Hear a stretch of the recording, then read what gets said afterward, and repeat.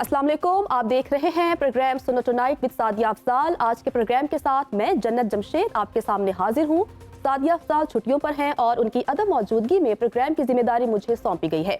सबसे पहले आज के प्रोग्राम का ब्रेकडाउन आपको बता दें तो प्रोग्राम के पहले हिस्से में हम हुकूमत और अपोजिशन जमातों के माबैन होने वाले मुज़ाकरात के अमल पर बात करेंगे और जानने की कोशिश करेंगे कि मुज़ाकरात में मस्बत तब्दीली क्यों दिखाई दे रही है। प्रोग्राम के दूसरे हिस्से में पाकिस्तान की मौशी सूरत हाल पर बात की जाएगी और सवाल उठाएंगे कि क्या मुस्तकिल बुनियादों पर मौशी रिफॉर्म्स की तरफ बढ़ रहा है। पाकिस्तान की सियासत एक बेहतर समत इख्तियार दिखाई दे रही है। रवादारी और मुफाहमत की बात हो रही है, मुस्तकबिल की बात की जा रही है। सियासी मुखालफत के बावजूद एक दूसरे के मौक़िफ़ को अहमियत दी जा रही है और सुना जा रहा है। ये हुकूमत और पाकिस्तान तहरीक इंसाफ की मुज़ाकराती कमेटियों के दरमियान होने वाली पहली 2 बैठकों का अहवाल है। गुज़श्ता रोज़ हुकूमत और पाकिस्तान तहरीक इंसाफ की मुज़ाकराती कमेटियों का दूसरा इजलास उस वक्त खत्म हुआ जब पाकिस्तान तहरीक इंसाफ की मुज़ाकराती कमेटी ने बानी रहनुमा से मज़ीद मुशावरत के लिए वक्त मांगा। मुज़ाकरात का तीसरा दौर अब अगले हफ्ते होगा। एलामिया के मुताबिक पाकिस्तान तहरीक इंसाफ अगले इजलास में चार्टर ऑफ डिमांड बाकायदा तहरीरी शक्ल में पेश करेगी। अपोजिशन ने फिर से अपने 2 मुतालिबात दोहराए। बानी रहनुमा समेत पार्टी के लीडर्स और कारकुनों की रिहाई के साथ साथ 9 मई और 26 नवंबर के वाक़यात पर जुडिशल कमीशन बनाने का मुतालिबा किया है।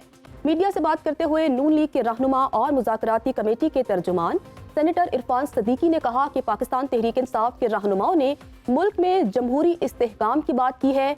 अपोजिशन का लहजा सख्त नहीं और बहुत सी चीज़ों को उनकी जानिब से सराहा गया है। बातचीत का खुशगवार माहौल में होना भी एक मस्बत पेशरफ्त है। लीगी तर्जुमान का मजीद कहना था कि बानी तहरीक इंसाफ को परोल पर रिहा करके मुज़ाकरात में शामिल करने का कोई मुतालिबा नहीं हुआ। अगर ऐसा कोई मुतालिबा हुआ तो फिर हमारी कानूनी टीमें इसको देखेंगी। मजीद केसेस न बनाने के हवाले से कोई जमानत नहीं दी जा सकती। जबकि अपोजिशन कमेटी के रुकन वज़ीर आला केपी के मौक़िफ़ की बात की जाए तो उनका कहना था कि एस्टैब्लिशमेंट की आमादगी के साथ मुज़ाकरात का अमल आगे चल रहा है। हुकूमत के रवैये से ऐसा लगता है कि मसाइल का हल चाहती है। अलबत्ता एक बात वाज़ेह हो चुकी कि हुकूमत और अपोजिशन जमातें मुज़ाकरात के अमल को आगे बढ़ने की ख्वाहिशमंद दिखाई देती हैं। मुज़ाकरात का अमल किस अंदाज में आगे बढ़ सकेगा, इसी पर ही बात करने के लिए हमारे मेहमान हमारे साथ मौजूद हैं। तारुफ करवा देती हूँ। पाकिस्तान तहरीक इंसाफ के सीनियर रहनुमा फिरदौस शमीम नकवी साहब ने हमें ज्वाइन किया है, जबकि नून लीग के MNA कमरुसलाम राजा साहब भी हमारे साथ मौजूद हैं। आप दोनों मेहमानों का बहुत शुक्रिया प्रोग्राम में शिरकत करने के लिए। सबसे पहले पाकिस्तान तहरीक इंसाफ का मौक़िफ़ जान लेते हैं और फिरदौस शमीम नकवी साहब, मैं आपकी तरफ आऊँगी। असर अगर हम कल के दिन की बात करें तो कल मुज़ाकरात का दूसरा दौर भी था और कल जो 9 मई के 19 मुजरिमान हैं उन्हें इंसानी बुनियादों पर मुआफ़ भी किया गया। तो क्या इन दोनों वाक़यात का आपस में कोई ताल्लुक़ है? क्या जो मुज़ाकरात हैं उनके मस्बत नताइज निकलने वाले हैं, हम ये समझें? बिस्मिल्लाहिर्रहमानिर्रहीम, बहुत बहुत शुक्रिया। दोनों चीज़ें बिल्कुल अलहदा हैं। अच्छा। पाकिस्तान तहरीक इंसाफ इस बात पर यकीन रखती है कि किसी भी सिविलियन की ट्रायल मिलिट्री कोर्ट में नहीं हो सकती, क्योंकि ये सुप्रीम कोर्ट ऑफ पाकिस्तान का भी फैसला है। तो जो ट्रायल हुई और जो पनिशमेंट अनाउंस की, अभी तक वो पनिशमेंट लीगली नहीं है, इसलिए कि सुप्रीम कोर्ट के कॉन्स्टिट्यूशनल बेंच के हेड ने सिर्फ उन्हें फैसला सुनाने की इजाज़त की थी, इम्प्लीमेंट करने की नहीं दी थी। जब फैसला अभी इम्प्लीमेंट ही नहीं हुआ तो उसकी माफ़ी और उसका पार्डन देने का इख्तियार भी नहीं है।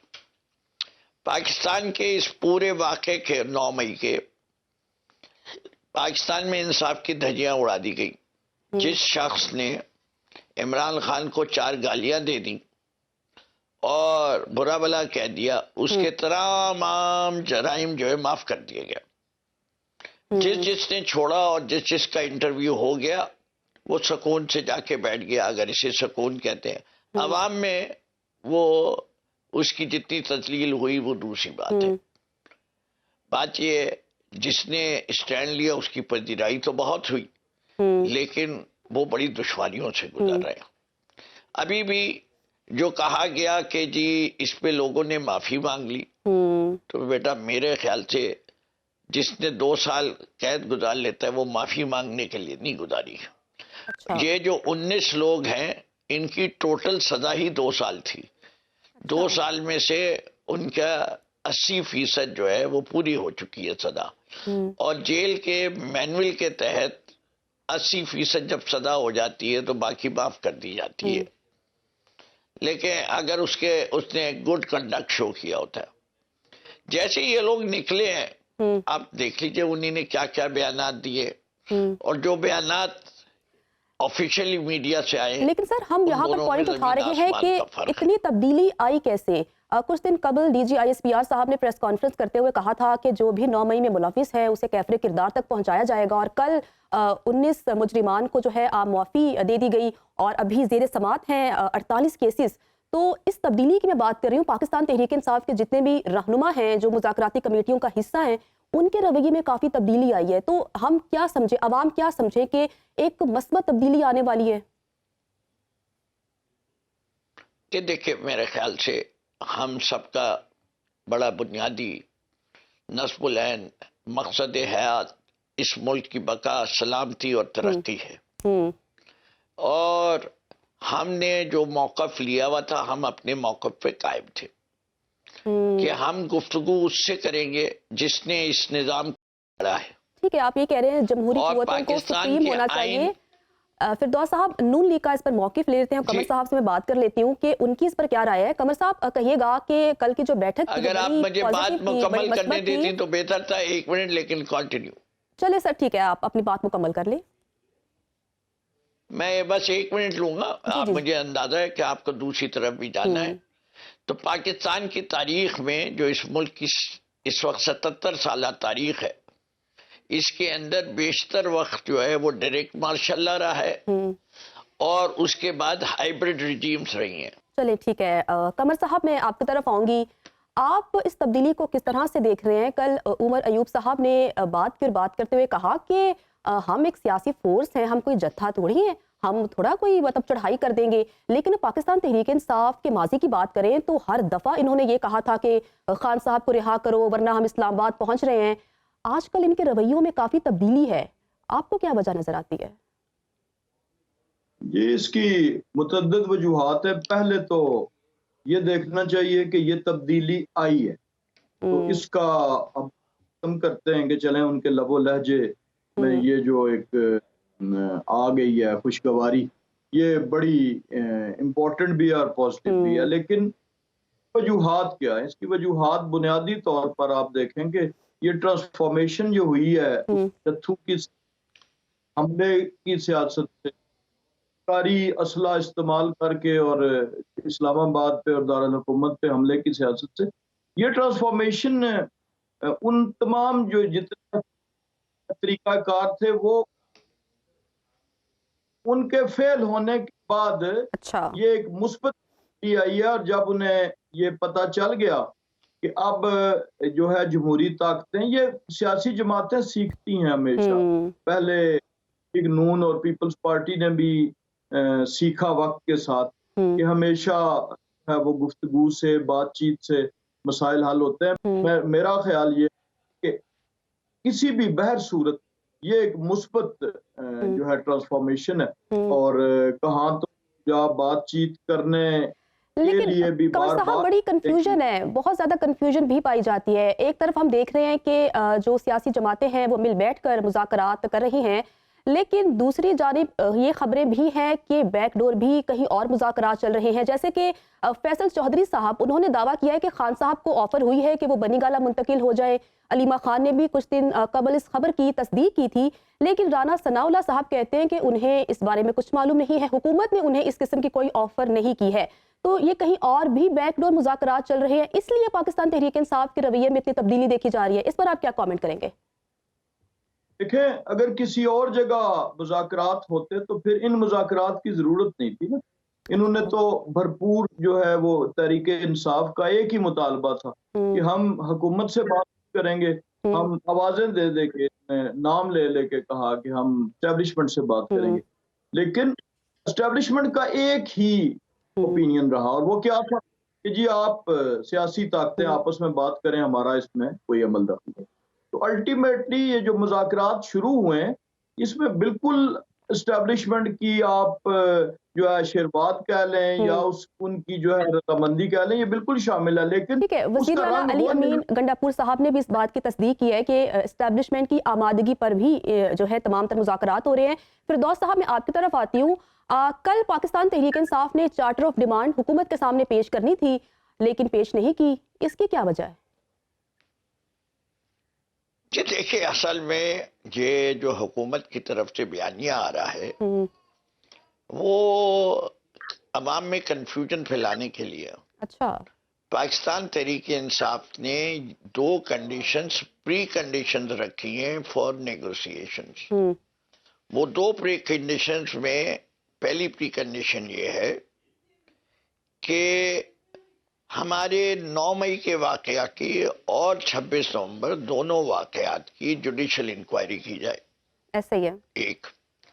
دوسری چیز یہ کہ ہمارے تمام سیاسی لیڈران اور ہمارے ورکر جو عدالتوں میں پیش ہوتے رہے ہیں اور وہ بیل کے لیے ایلیجبل ہیں، لیکن حکومت کسی نہ کسی بہانے سے نئے کیسز کر کے ان کو جیل سے باہر نہیں آنے دے رہی، جو کہ تکلیف دہ بات ہے۔ ہم نے کہا یہ سلسلہ ختم کیا جائے اور تمام سیاسی قیدوں کو رہا کیا جائے۔ صاحب یہی تو پوائنٹ ہے نا میرا کہ کل کیوں نہیں ڈیمانڈ پیش کی گئی تحریری طور پر؟ ایک طرف پاکستان تحریک انصاف کہتی ہے کہ ہم 31 جنوری تک چاہتے ہیں کہ مذاکرات ہو جائیں، دوسری جانب کل وہ ڈیمانڈ ہی نہیں پیش کر رہے رائٹنگ میں۔ میں دوبارہ سے ریپیٹ کر دیتا ہوں، میرا نام کیا ہے؟ فردوس شمیم نقوی۔ میں نے آپ کو لکھ کے نہیں بھیجا تھا کہ میرا نام فردوس شمیم نقوی۔ اچھا، آپ کو پتہ ہے، پورے پاکستان کو پتہ ہے، ہر شخص کو پتہ ہے، لیکن سر حکومت جو ہے وہ کہتی ہے کہ ہمیں یقین نہیں ہے، ہمیں تحریری طور پر ڈیمانڈ چاہیے۔ نہیں ہم نہیں دیں گے۔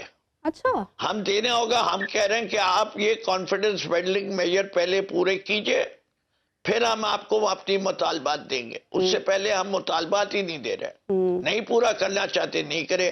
میرے برادر محترم نے ابھی یہ کہا تھا، تو بس یہی ہے کہ پاکستان تحریک انصاف جب ذکر بھی کرتی ہے کہ ہم اسلام آباد آنا چاہ رہے ہیں یا آئیں گے، تو پاکستان کی شاہراہیں بند ہو جاتی ہیں، انٹرنیٹ بند ہو جاتا ہے، پورے پاکستان سے 60,000 پولیس والے اور رینجر جمع کیے جاتے ہیں، اور سوابی سے جو راستہ بند کیا جاتا ہے وہ اسلام آباد تک بند کرنے کی کوشش کرتے ہیں۔ یہ چاہے کچھ کرتے رہیں، یہ لائٹیں بند کر کے گولیاں چلائیں گے۔ ایک ہفتے کا وقت مانگ لیا ہے کہ خان صاحب کے ساتھ مشاورت کرنے کے بعد تحریری طور پر ڈیمانڈز آپ کے سامنے رکھیں گے ہم۔ قمر صاحب میں آپ کی طرف آؤں گی، پیر کو ایک اہم فیصلہ آنے والا ہے، 190 ملین پاؤنڈ کیس کا فیصلہ۔ اس کیس کا فیصلہ مذاکراتی جو عمل ہے اس پر اثر انداز ہو سکتا ہے؟ دیکھیں، یہ 2 مختلف اور متضاد چیزیں، ایک عدالتی عمل ہے۔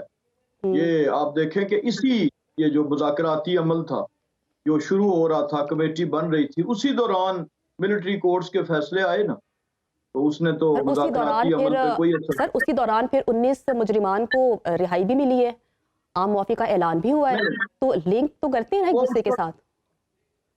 وہ اس کا دوسرا کمپوننٹ ہے، اور وہ کمپوننٹ کیا ہے کہ ان لوگوں کو کہ جنہوں نے رحم کی اپیل کی تھی، ریٹن چیف آرمی سٹاف کو رحم کی اپیل، انہوں نے میرٹس پہ اپنا کیس نہیں کنٹیسٹ کرنے کی کوشش کی، انہوں نے کہا ہم سے غلطی ہوئی، ہم گمراہ ہو گئے تھے، ہمیں غلط راہ پہ لگایا گیا، لہذا وہ اگر آپ ان کی اپیلیں پڑھیں ریٹن تو ہمیں معافی دی جائے۔ تو وہ رحم کی اپیل پہ جو کم از کم سزا تھی، یعنی جن کی 2 سال سزا تھی اور ان کو اب 1.5 سال تو ان کو گرفتار ہوئے ہو گیا تھا، تو ان کو وہ جو ہے رہا کرایا گیا۔ تو یہ پھر ایک ڈیفرنٹ چیز ہے، لیکن جس طرح ملٹری کورٹ ان فیصلوں نے جو ہے مذاکراتی عمل پہ کوئی اثر نہیں ڈالا، وہ ابھی بھی جاری ہے، تو اسی طرح اگر یہ فیصلہ آتا ہے اس ٹائم پہ تو سر پھر یہی سوال میں بریک کے بعد اٹھاؤں گی کہ حکومت کے پاس بھی پاکستان تحریک انصاف کو دینے کو کیا ہے، اس پر ہم بات کریں گے، لیکن ایک بریک کے بعد ہمارے ساتھ رہیے۔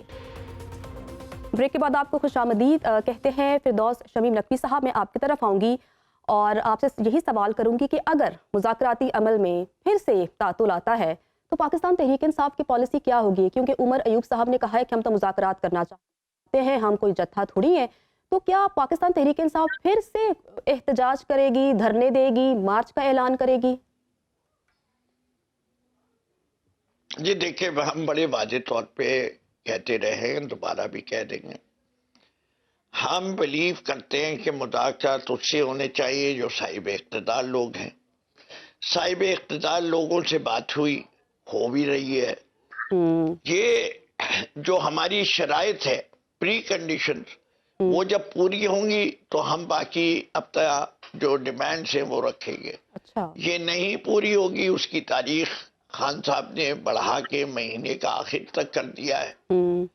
اب نہیں ہوگی تو اس کے بعد ہماری جو تحریک ہے سول نافرمانی کی وہ بھی شروع ہوگی, اور انشاءاللہ اگر نہیں ہوا تو ذرا موسم بہتر ہو جائے تو ہم دوبارہ احتجاج کرنے کے لیے اسلام آباد ضرور پہنچیں گے. چلے ٹھیک ہے. قمر صاحب آپ نے سن لی ہے, جمہوری حق ہے. بالکل سر, لیکن ماضی میں پاکستان تحریک انصاف کئی بار احتجاج کر چکی ہے.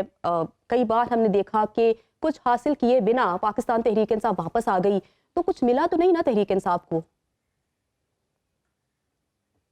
جی دیکھیں, تحریک انصاف کو اپنے جو کچھ بھی کر رہی ہے اس کو کیا ملا؟ پہلی بات یہ کہ ہمارے پاکستان کے عوام کو شعور دے دیا پی ٹی آئی اور اس کے قائد. آج پاکستانیوں کا سوچنے کا طریقہ تبدیل ہو چکا ہے. 8 فروری کو پاکستانیوں نے اس کا مظاہرہ دیا. انہیں کہا تم نے نام لینے منع کر دیا کہ میڈیا پہ نام نہیں آ سکتا, میڈیا پہ تصویر نہیں آ سکتی, تمہاری اس پارٹی کو جلسہ نہیں کرنے دیا جائے گا, اس پارٹی کی کوئی کارنر میٹنگ نہیں ہوگی, اس پارٹی کے کینڈیڈیٹس کو اس کا جو نشان بلہ تھا وہ دیں گے نہیں تمہیں, اب تم جیت کے دکھاؤ. وہ انہی نے تو کر لیا جو انہوں نے کرنا تھا. پھر جو پی ٹی آئی نے کہا عوام سے کہ ظلم کا بدلہ ووٹ سے, تو اس کے بعد وہ مجبور ہو گئے کہ 8 فروری کو انہی نے رزلٹ روک دیے. فردوس صاحب, یہ تو بڑا اچھا موقع ہے, اور 9 فروری کو اپنی مرضی کے فارم 47 کے رپورٹ, حکومت ایڈمائر کر رہی ہے پاکستان تحریک انصاف کے رویے کو کہ بہت اچھا رویہ ہے پاکستان تحریک انصاف والوں کا. تو اگر آپ اس موقع پر ان کے سامنے ڈیمانڈ رکھتے ہیں کہ خان صاحب کو پرول پر رہا کر کے مذاکراتی عمل کا حصہ بنایا جائے, تو ہو سکتا ہے وہ مان جائیں, تو کیا تحریک انصاف اس طرح کی کوئی ڈیمانڈ رکھے گی حکومت کے سامنے؟ تو ہم نے ڈیمانڈ رکھی بھی تو ہے کہ پہلے تمام سیاسی قیدیوں کو رہا کرو, جب وہ ہو جائیں گے تو اس کے بعد عمران خان کو بھی رہا کرو. عمران خان بھی سیاسی قیدی ہیں, اور ہم یہ نہیں کہہ رہے کہ ان کے کیسز ختم کر دو, ہم کہہ رہے ہیں کہ ان کو جو ان کی رائٹس اینڈ پریویلیجز ہیں جو کہ ایک نارمل کیس میں ایک آدمی کو ملتی ہے, اس کے لحاظ سے آپ کر دیجئے. ہم تو یہ بھی نہیں کہہ رہے کہ ایئرپورٹ پہ جہاز آئے تو جج صاحب, جیوری اور سب جو ایئرپورٹ پہ پہنچے ہو اور ایئرپورٹ کے دروازے سے نکلتے سارے کیسز معاف کر دے. چلے ٹھیک ہے, ہم تو ایسی کوئی ڈیمانڈ نہیں رکھ رہے. قمر صاحب, میں آپ کی طرف آؤں گی کہ اگر نون لیگ کے سامنے, حکومت کے سامنے اپوزیشن یہ ڈیمانڈ رکھتی ہے کہ خان صاحب کو پرول پر رہا کر کے مذاکراتی عمل کا حصہ بنایا جائے, کیونکہ آپ کو یاد ہوگا کہ رانا ثناء اللہ صاحب نے کچھ دن قبل ایک تقریب سے خطاب کرتے ہوئے کہا تھا کہ پاکستان کے جو 70 سالہ مسئلے ہیں وہ 70 دن میں حل ہو جائیں گے اگر خان صاحب, میاں صاحب اور زرداری صاحب مل بیٹھیں اور ساتھ میں بات کریں. تو ممکن ہوگا حکومت پرول پہ رہا کرے گی خان صاحب کو؟ لیکن پہلی بات تو یہ ہے کہ اس پروسیس کے اندر ہر وہ قدم حکومت اٹھانے کے لیے تیار ہے جس کا قانون اجازت دیتا ہے. اب رہائی, پہلے تو میں یہ گزارش کر لوں کہ مجھے بات مکمل کرنے کا موقع ضرور دیجیے گا. میں زیادہ ٹائم نہیں مانگتا, لیکن پہلی دفعہ بھی میں نے گزارش ابھی میں کر رہا تھا کہ آمادگی اسٹیبلشمنٹ کی اس حد تک تھی کہ وہ یہ کہہ رہے تھے کہ آپ سیاسی طاقتیں آپس میں بیٹھیں, اور وہ بیٹھ نہیں. اب تو یہ جملہ میرا مکمل نہیں ہوا. دوسرا, شمیم نقوی صاحب نے تو اپنی جماعت کا موقف بھی اپ سائڈ ڈاؤن کر دیا کہ کہیں پہ بھی یہ ان مذاکرات میں یہ نہیں ہے کہ یہ پری کنڈیشنز ہیں اور یہ پوری ہوں گی تو پھر مذاکرات ہوں گے. انہوں نے تو جو کل اجلاس ہوا ہے اس میں تو ان کی جو طرف تھی, سائڈ تھی, انہوں نے کہا ہے کہ ہمیں ریٹن مطالبات پیش کرنے کے لیے 1 ہفتے کا ٹائم دیا جائے. یہ جو 2 مطالبات ہیں بیسیکلی یہی ان کے 2 مطالبات ہیں جن پہ مذاکرات ہو رہے ہیں, اور ایسی کوئی بات نہیں ہے کہ پہلے یہ پورے ہوں گے تو پھر اس کے بعد مذاکرات. ये ऐसी कोई चीज दोनों अतराफ से भी सामने नहीं आई और कहीं भी इनकी पार्टी का वो मौकफ भी नहीं है, बल्कि जो दो इनके बड़े मुतालबे से उनसे तो इन्होंने रिट्रीट किया था। वो पॉजिटिव बात है उन्होंने कि वो इन दो चीजों। लेकिन कमर साहब इस सवाल का जवाब दीजिए कि अगर पाकिस्तान तहरीक इंसाफ मुतालबा रखती है कि खान साहब को मुज़ाकराती अमल का हिस्सा बनाया जाए, पैरोल पे रिहा किया जाए, तो क्या हुकूमत इस पोजीशन में है? पैरोल तो का सवाल ही नहीं पैदा होता ना बीबी, वो कन्विक्टेड नहीं है, उनको रिहा कर तो सर सकते ये हैं कल और वो आ सेनेटर सकते साहब हैं, ने, बेल इरफान पे है। सिद्दीकी साहब ने गुफ्तगू की है कि अगर पाकिस्तान तहरीक इंसाफ हमारे सामने ये मुतालिबा रखती है तो हम कानूनी टीम से मुशावरत करने के बाद इस पर सोचेंगे। इसका मतलब है कि कहीं ना कहीं ये बात हो रही है। जी, लेकिन पेरोल की नहीं हो सकती। पेरोल तो मैं आपको बता रहा हूँ, आप कहीं भी देख लीजिए, कन्विक्टेड पर्सन को दी जाती है। Khan is not convicted. तो सर अब पीर को एक फैसला आने वाला है, He can अब be देखना ये released on है bail. कि वो फैसला खान साहब के हक में आता है या नहीं। अच्छा, मैं आपकी तरफ आऊंगी कमर साहब, इसका जवाब दीजिएगा कि हुकूमत के पास है क्या पाकिस्तान तहरीक इंसाफ को देने के लिए? देखिए, हुकूमत के पास अगर कुछ ना होता तो आज तहरीक इंसाफ अपने इत्तेहादियों समेत एक कमेटी बना के तो हुकूमती इत्तेहाद की कमेटी के साथ मुज़ाकरात ना कर रही होती। उन्होंने अपनी भरपूर कोशिश की पिछले 1 साल 1.5 के अरसे में कि उन्होंने कहा कि हम हुकूमत से मुज़ाकरात नहीं करेंगे। तो आखिर हुकूमत के पास कुछ ना कुछ था जो उन्हें लेके आया मुज़ाकरात की टेबल पे। और ये 26 नवंबर के जो वाक़यात हुए, जिस तरीके से उन्होंने एक भरपूर तरीके से कि ये अब आखिरी कॉल है, फाइनल कॉल। तो फाइनल कॉल के बाद तो आगे बचता नहीं है। और ये महल है कोई निस्फ दर्जन के करीब फाइनल कॉल्स देने के बाद उन्हें यह एहसास कि जो कुछ मुज़ाकरात के अमल के नतीजे में कुछ मिलेगा वो हुकूमत से ही मिलेगा। ये इसका सबसे बड़ा इस सवाल का जवाब ये है कि आज 2 सेशन जो है वो हुकूमती टीम के साथ हो चुके हैं। तो ज्यादा और इसका सबूत क्या होगा कि हुकूमत के पास उन्हें कुछ देने के लिए जरूर है।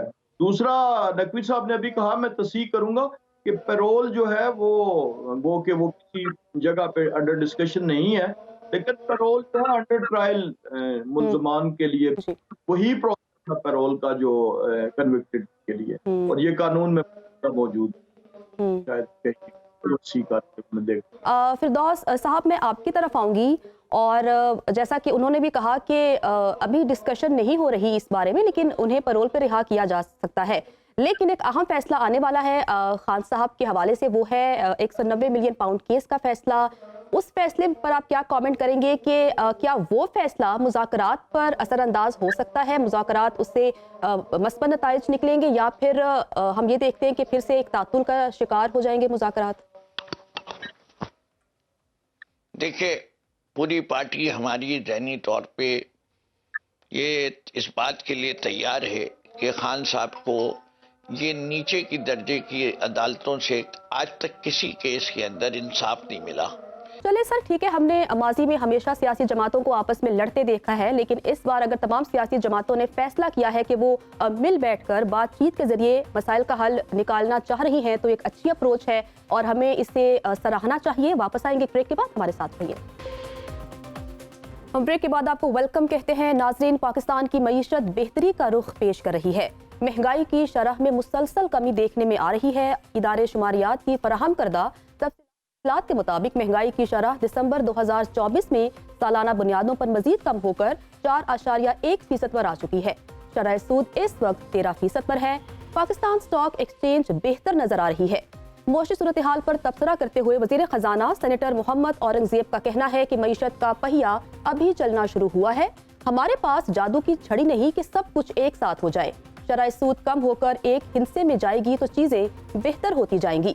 वजीर खजाना मईशत में इस्लाहात की बात करते हैं, मगर क्या इनकम टैक्स, एनर्जी और हुकूमती इदारों की निजकारी में इस्लाहात का कठिन मरहला मुकम्मल हो सकेगा? इसी सब पर बात करने के लिए हमारे साथ मौजूद हैं माहिर मौशियात फरहान बुखारी साहब।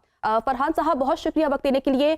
सर, पहला सवाल मैं यही पूरा आपके सामने करूंगी कि अगर हम हुकूमती कारकर्दगी देखें और हुकूमती दावे सुने तो महंगाई की शरह में कमी हुई है, शरह सूद में कमी हुई है, तो आपको लगता है कि अब हुकूमत की जो डायरेक्शन है वो सही जानिब है? बहुत शुक्रिया। हुकूमत की अगर कोई सिमत है, और इस वक्त ये भी बड़ा सवाल पूछा जा रहा है कि हुकूमत ने क्या कोई सिमत का तयन भी किया है या फिर उलट पलट कभी दाएं कभी बाएं हुकूमत घूम रही है। अगर कोई सिमत है तो मसला ये है कि जो आम लोग हैं पाकिस्तान की मजमूई आबादी का एक बहुत बड़ा हिस्सा, और जो कम आमदन वाले लोग हैं उनके लिए कोई मंजर आम पे नहीं आएगी। महंगाई की मसलन कमी की बात करते हैं, वो शरह की तोड़ महंगाई रही मजमूई तौर पे 50 से 60 मिला के, उसका इतना ज्यादा अब भी लोगों पे लदा हुआ है कि वो लोगों की जिंदगी मुश्किल हो गई है। इसी तरह शरह आबादी जिस तनासब से बढ़ रही है तकरीबन 3%, उसी हिसाब से शरह नमू यानी ग्रोथ रेट तकरीबन बढ़ रहा है। तो ये मजमूई तौर पे कोई मईशत आपकी बढ़ नहीं रही बल्कि एक ही जगह पे खड़ी हुई है। इस सूरत हाल में कहना कि जनाब पाकिस्तान की मईशत गई है और बेहतर सिमत की तरफ जा रही है, मेरे ख्याल में ये मुबालगा आ रही है। कोशिश में है कि लोगों की आंखों में धूल झोंके, लेकिन दर हकीकत ये सही कहानी या सही बयान नहीं है।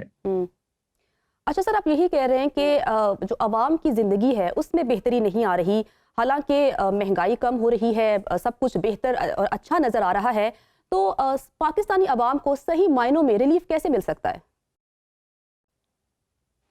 जी देखिए ना, ये तो मैं हमेशा कहा करता हूँ कि जब आधा सच बयान किया जाता है तो वो पूरे झूठ से ज्यादा होता है।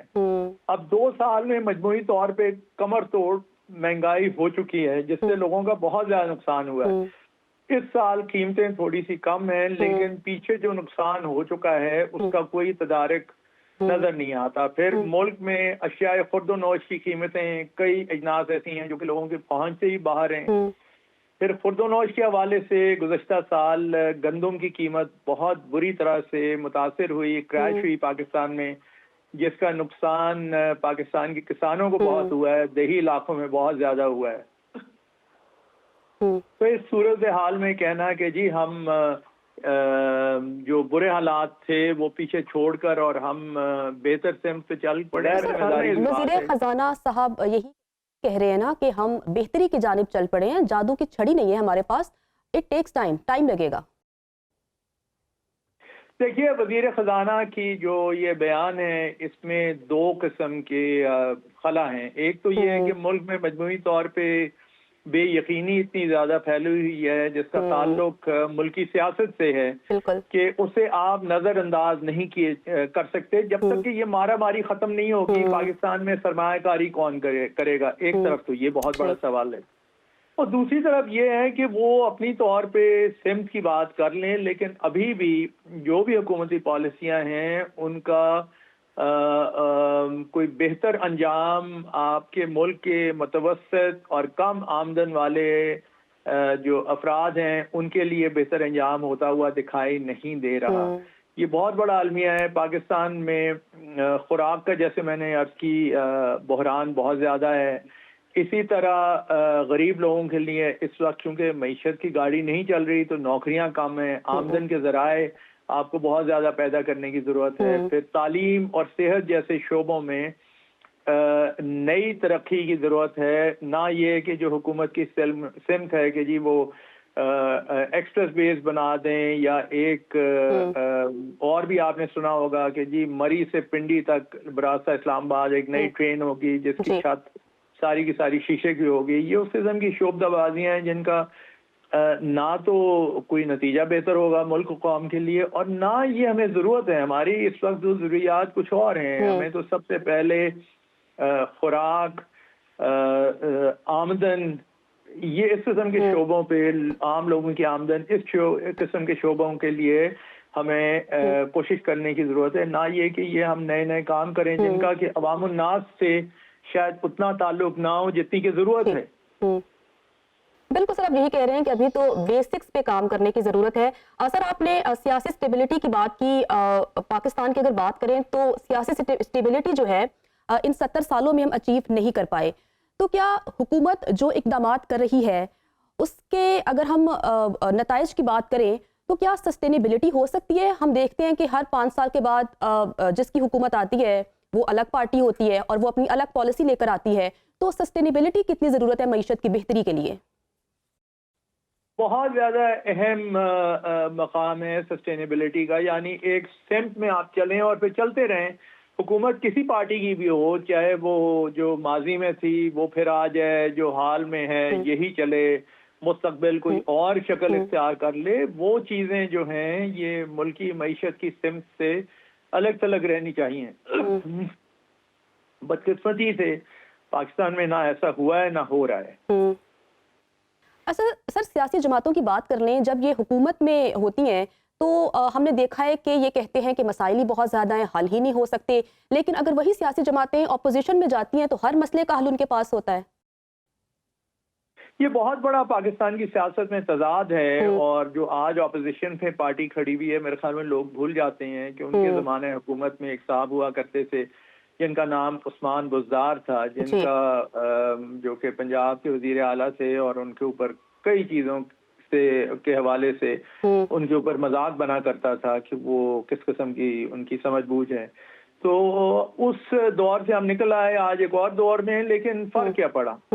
اس لیے وہ بہرحال بہتری ملک میں ابھی تک نہیں ہوئی، اور ہمیں اس معاملے کو سے جلد اس کی اصلاح کرنے کی ضرورت ہے. پاکستان کو کسی بہتر سمت میں لے کے جانے کی ضرورت ہے، اور جیسے میں نے پہلے عرض کی، اس سمت کو قائم و دائم رکھنے کی ضرورت ہے. اگر ہم ایسا نہیں کریں گے تو پھر بدقسمتی یہ ہے، مجھے ڈر اور خوف ہے کہ ہم مستقبل میں پاکستان کے لیے ذرا ہم قومی اداروں کی نجکاری کی بات بھی کر لیتے ہیں. ہم دیکھ رہے ہیں کہ کافی عرصے سے ہم جو حکومت ہے وہ پی آئی اے کی نجکاری کرنا چاہ رہی ہے، نہیں ہو رہی، وجہ کیا ہے؟ بے یقینی. اور کیا وجہ ہے؟ ایک طرف بے یقینی ہے، دوسری طرف سوچ کا بھی فقدان ہے. مثلا پی آئی اے کو اب آج کل سنتے ہیں کہ جی وہ اپنے پتہ نہیں کتنے طیارے جو ہیں وہ ان کو ٹھیک کروا کے اور پھر انہیں سروس میں دوبارہ لا رہے ہیں. بھائی پی آئی اے کے اوپر تو سرکار پاکستان کا ایک پیسہ بھی خرچ نہیں ہونا چاہیے. اور کئی سال پہلے ایک معروف صنعت کار نے جب یہ مشورہ دیا تھا کہ اگر آپ اس کو کسی کو دے دیتے ہیں 1 روپے کی قیمت پر، لیکن شرط یہ ہے کہ اس کے جتنے بھی قرض ہیں، یہ جتنی مقروض ہوئی ہوئی ہے کمپنی، وہ قرض وہ لیں اور پھر اس کے بعد ان کی ذمہ داری ہوگی، تو یہ مہنگا سودا نہیں ہوگا. یہ 2008 میں میاں منشا صاحب نے کہا تھا. 16 سال ہو گئے اس واقعے کو. اب ہم ویسی اسی کمپنی کو لے کر اور آگے چل رہے ہیں جس کا نقصان در نقصان ہو رہے ہیں، اور ہم سوچ رہے ہیں کہ بالآخر اس کی نجکاری ہوگی اور اس میں بہت بڑا بھلا ہو جائے گا. یہ اس قسم کا پاکستان کی قسمت کے ساتھ اس قسم کا کام نہیں ہونا چاہیے پاکستان کے ساتھ، بلکہ جلد سے جلد یہ نقصان در نقصان والے جو ادارے ہیں انہیں جان چھڑائیں. سر آپ یہی کہہ رہے ہیں کہ بے یقینی کی صورتحال ہے جس کی وجہ سے جو معیشت ہے نہیں ہو پا رہی، لیکن حکومت دعوے کر رہی ہے کہ اب ڈائریکشن بالکل ٹھیک ہے. اب دیکھنا یہ ہے کہ جو معیشت ہے وہ کب اپنے پاؤں پہ کھڑی ہوتی ہے اور عوام کو اس کا جو ہے ریلیف مل پاتا ہے. مجھے جنت جمشید کو اجازت دیجیے. خدا حافظ.